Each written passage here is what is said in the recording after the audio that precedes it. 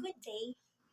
I am here to give my critical understanding about the Rizal's various works, particularly his writings, which is the El Filibusterismo and Noli Me Tangere. Rizal wrote the novel to open the eyes of our countrymen, to let them truly see all the oppressions our country was going through, and that it was time to fight back. And he did such act fantastically. The novel was not heavy or dreading, nor it was sugar coated. It was raw and real. It showcased abuse of power, sorrow, and greed. It showcased the truth.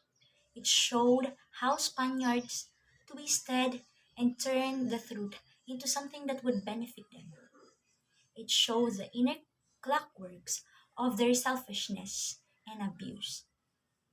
But despite the um, dark themes, it described love, the inner romantic love,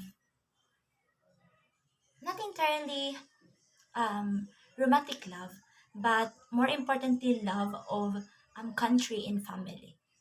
Despite all the hardships and pain Ibarras went through, he kept on knocking down the doors, he kept on trying to help, and in sense of family love, we can point to the commonly Paradise Sisa.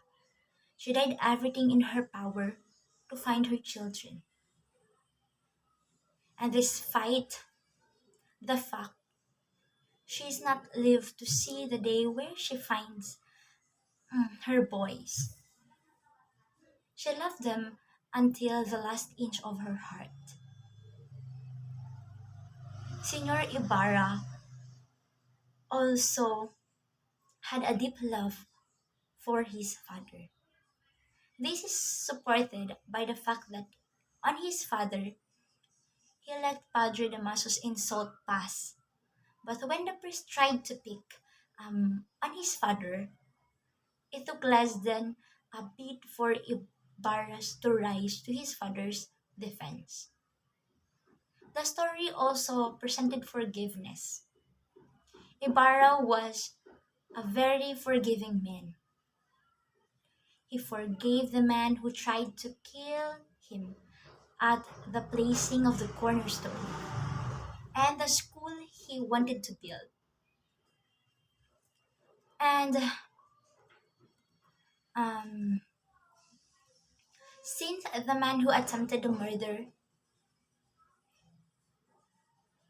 it died in the placing of the cornerstone. Ibarra even offered to pay for the burial of the men who tried to kill him. Sacrifice also was an important theme in the novel. In that novel, which is the writings of Jose Rizal. If Elias didn't sacrifice himself, the Ibarra would then not live, and the uprising is the sequel of Noli Me Tangere would most likely not take place. For me, there are two themes that are carried on El Filibusterismo. This, it was a war does not necessarily have to end through means of violence. It could always be ended peacefully through words and maybe even forgiveness. And the second being that there will always be evil people in the world, but there will always be good people as well. And and that when you think all the world is left to is violence and hatred, you are very much wrong because words are far stronger than any gun, and good will always prevail. As a student and teenagers, this novel brings a lesson and realization in life. No matter how old it is or how old fashioned, we can still relate ourselves and the present recurrences and the things that had happened in the novel during Spanish colonization. Although we are freed from enslavement, We are still blocked from the truth of our government. Many officials are greedy and dishonest that oppose on what they show in the public. I think Dr. Jose Rizal wants to show us to realize that revolution is not the solution, but it can help us get closer to gain our independence. Peaceful war is good solution. In battle, since no one will sacrifice for something. Just like today, rallies and people fighting for their rights and demands peacefully can be an eye opener for some. Our country needs change. That in times of election, we need to be wise, or else either our time, resources, and trust to our leader.